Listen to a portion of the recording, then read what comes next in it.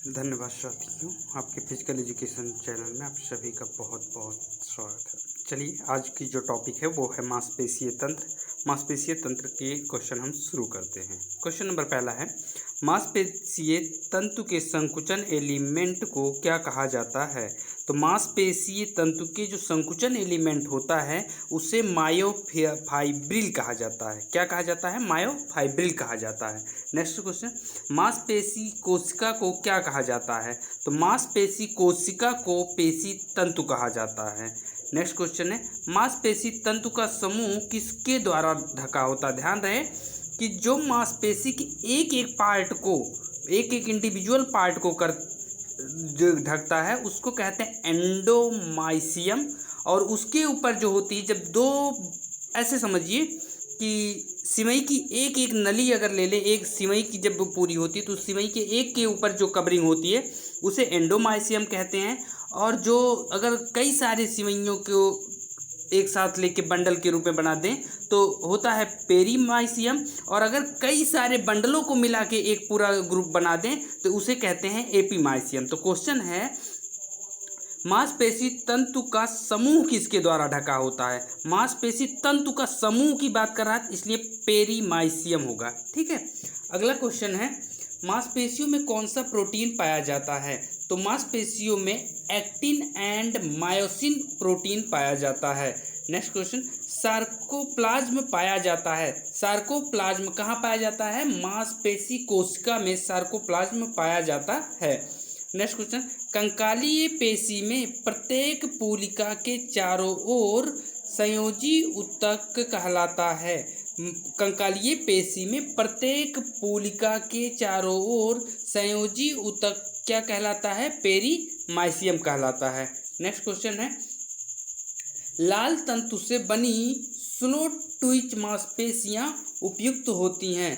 तो किसके लिए उपयुक्त होती हैं? जो लाल तंतु की बनी स्लो ट्विच मांसपेशियां होती है ये सहन शक्ति के लिए बहुत ज़्यादा उपयोगी होती हैं। नेक्स्ट क्वेश्चन, मोटा फिलामेंट में लंबा प्रोटीन संविष्ट होते हैं जिनका नाम है? मोटा फिलामेंट में लंबा जो प्रोटीन होता है उसे कहा जाता है मायोसिन प्रोटीन कहा जाता है। नेक्स्ट, पेशीय विज्ञान का जनक किसे कहा जाता है? तो पेशीय विज्ञान का जनक अरस्तु को कहा जाता है। नेक्स्ट क्वेश्चन, किनेसियोलॉजी का अध्ययन किससे जो किनेसियोलॉजी है का अध्ययन किससे संबंधित है? तो मानव क्रियाओं से संबंधित अध्ययन को कहा जाता है किनेसियोलॉजी। नेक्स्ट क्वेश्चन है, गत विज्ञान किनेसियोलॉजी के जनक कौन हैं? तो किनेसियोलॉजी के जनक जो हैं वो हैं अरस्तु। नेक्स्ट क्वेश्चन, पेशीय विज्ञान के अंदर किसका अध्ययन किया जाता है? तो पेशीय विज्ञान के अंतर्गत हमें गति का अध्ययन किया जाता है। नेक्स्ट क्वेश्चन, मानव शरीर में मांसपेशियों के कितने प्रकार होते हैं? तो मानव शरीर में मांसपेशियां 3 प्रकार की होती हैं, रेखित, अरेखित और कार्डियक पेशी, जिसे हिंदी में कहते हैं रेखित, अरेखित और हृदयी पेशियां। नेक्स्ट क्वेश्चन, अस्थियों के साथ जुड़ी पेशियां हैं। अस्थियों के साथ कौन सी पेशी जुड़ी होती है? रेखित पेशी जो है अस्थियों के साथ जुड़ी होती है। नेक्स्ट क्वेश्चन, संधि और पेशियों के बीच स्थित अभिग्राहक को क्या कहते हैं? संधियों और पेशियों के बीच स्थित अभिग्राहक को स्वामित्व अभिग्राहक कहते हैं। नेक्स्ट क्वेश्चन, पेशियां जो इच्छा या दिमाग से संचालित होती हैं, ऐसी पेशियां जो इच्छा या दिमाग से संचालित होती हैं उन्हें ऐच्छिक पेशियां कहा जाता है। नेक्स्ट क्वेश्चन, अनैच्छिक पेशियों का दूसरा नाम क्या है? अनैच्छिक पेशियों को ही आरेखित पेशियां भी कहा जाता है। नेक्स्ट, हृदय की मांसपेशियां किस प्रकार की होती हैं? ऐच्छिक या अनैच्छिक? तो हृदय की जो मांसपेशियां होती है वो अनैच्छिक मांसपेशी होती है। नेक्स्ट, मांसपेशियों में किस तत्व के पर्याप्त होने से खिलाड़ी देर तक नहीं थकता? तो मांसपेशियों में किस तत्व के होने से खिलाड़ी देर तक नहीं थकता? ग्लाइकोजन। अगर ग्लाइकोजन है तो खिलाड़ी बहुत देर तक काम कर सकता है, जल्दी नहीं थकेगा। नेक्स्ट क्वेश्चन है, टेलर्स मसल का नाम क्या है? टेलर्स मसल का नाम सार्टोरियस मसल कहलाता है। टेलर्स मसल का नाम सार्टोरियस मसल कहलाता है। फेंकने से जुड़े खेल स्पर्धाओं में संलग्न मुख्य पेशी का क्या नाम है? फेंकने से जुड़े खेल स्पर्धाओं में संलग्न पेशी का नाम है बृहत अंश पेशी। बृहत अंश पेशी। नेक्स्ट क्वेश्चन, अमाशय में पदार्थ के प्रवेश की अनुमति देने वाले पेशी को वलय कहलाता है। अमाशय में पदार्थ के प्रवेश की अनुमति वाले पेशी वलय को क्या कहा जाता है? हृदय संवरणी कहा जाता है। नेक्स्ट क्वेश्चन है, सबसे ज़्यादातर पेशियां जो कूल्हे के जोड़ को गति प्रदान करती हैं उनका उद्गम कहाँ होता है? जो मांसपेशियां कूल्हे के जोड़ को गति प्रदान करती हैं उनका उद्गम श्रोणि से होता है। नेक्स्ट क्वेश्चन, श्रोणि को मोड़ने में प्रयुक्त पेशी को क्या कहा जाता है? श्रोणि को मोड़ने में प्रयुक्त पेशी को चतुशिरस्क कहा जाता है। नेक्स्ट क्वेश्चन, कोहनी की संधि को मोड़ने एवं विस्तार में कौन सी मांसपेशियां सहायक होती हैं? तो कोहनी की संधि को मोड़ने और विस्तार करने में दो पेशियां काम करती हैं, एक है बाइसेप्स एंड सेकंड है ट्राइसेप्स। दो पेशियां काम करती हैं कोहनी को फैलाने और मोड़ने में। नेक्स्ट क्वेश्चन है, ट्राइसेप्स पेशी का मुख्यतः किस प्रक्रिया से संबंध है? तो जो ट्राइसेप्स होता है उसका काम क्या होता है? कोहनी विस्तार में होता है। नेक्स्ट क्वेश्चन है, मदिरा शिरा मांसपेशी का प्रयोग होता है। मदिरा शिरा को ही कहते हैं हैमस्ट्रिंग। हैमस्ट्रिंग मांसपेशी का प्रयोग कहाँ होता है? घुटने मोड़ने में। घुटने मोड़ने में हैमस्ट्रिंग मांसपेशी का काम किया जाता है।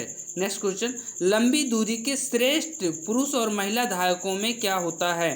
तो लंबी दूरी के श्रेष्ठ पुरुष और महिलाओं में धीमे स्फुरण वाले तंतु होते हैं। धीमे स्फुरण वाले तंतु होते हैं। नेक्स्ट क्वेश्चन, कौन सी मांसपेशियां हमारे शरीर के ओजन का 2/5 भाग होती हैं? तो स्वैच्छिक मांसपेशियां जो होती हैं हमारे शरीर के कुल ओजन का 2/5 भाग होती हैं। नेक्स्ट क्वेश्चन है, मानव शरीर के ओजन का कितना प्रतिशत ओजन स्वैच्छिक मांसपेशियों का होता है? मानव शरीर में स्वैच्छिक मांसपेशियां कितना प्रतिशत होती हैं? तो 40% मांसपेशी स्वैच्छिक मांसपेशी होती हैं। नेक्स्ट क्वेश्चन, मानव शरीर में कुल कितनी मांसपेशियां पाई जाती हैं? तो मानव शरीर में कुल 639 मांसपेशियां पाई जाती हैं। नेक्स्ट क्वेश्चन है, ग्लूटियस मैक्सिमस मांसपेशी किसमें स्थित होती है? तो ग्लूटियस मैक्सिमस मांसपेशी हिप में स्थित होती है। नेक्स्ट क्वेश्चन, ग्लूटियस मांसपेशी नितंब में भी स्थित होती है। उसी को चाहे नितंब कहें चाहे उसी को हिप कहें। नेक्स्ट क्वेश्चन, सबसे बड़ी मांसपेशी कौन सी है? सबसे बड़ी मांसपेशी ग्लूटियस मैक्सिमस ही है। नेक्स्ट क्वेश्चन, टेलर मांसपेशी कौन सी है? तो टेलर मांसपेशी को सार्टोरियस मांसपेशी भी कहा जाता है। नेक्स्ट क्वेश्चन, शरीर में सबसे लंबी मांसपेशी कौन सी है? तो सबसे लंबी मांसपेशी पूछे तो क्या कहेंगे? टेलर मांसपेशी या सबसे लंबी मांसपेशी या उसी का नाम कहते हैं सार्टोरियस मांसपेशी।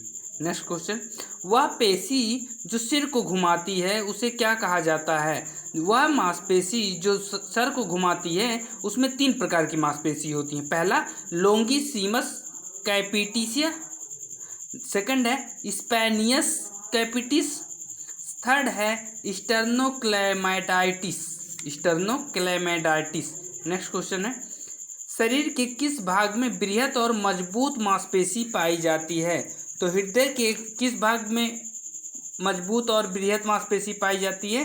निम्न भाग में या लोअर लिम्फ में। नेक्स्ट क्वेश्चन, निम्न में से कौन सी मांसपेशी कमर की सबसे चौड़ी मांसपेशी है? तो सबसे चौड़ी मांसपेशी है लेटिमस डॉर्सी, सबसे चौड़ी है। और सबसे लंबी कहेंगे तो कौन सा है? वो टेलर मसल है। नेक्स्ट क्वेश्चन, शरीर को सबसे मजबूत स्नायु क्या है? तो शरीर की सबसे मजबूत स्नायु जो होती है वो जबड़े में पाई जाती है। नेक्स्ट क्वेश्चन, मानव शरीर की सबसे मजबूत मांसपेशी कहाँ होती है? तो वही जबड़े की मांसपेशी। मांसपेशियों के टिश्यू में कितने प्रतिशत पानी पाया जाता है? तो मांसपेशियों के टिश्यू में 75% मांसपेशी पाया जा 75% पानी पाया जाता है। Next question,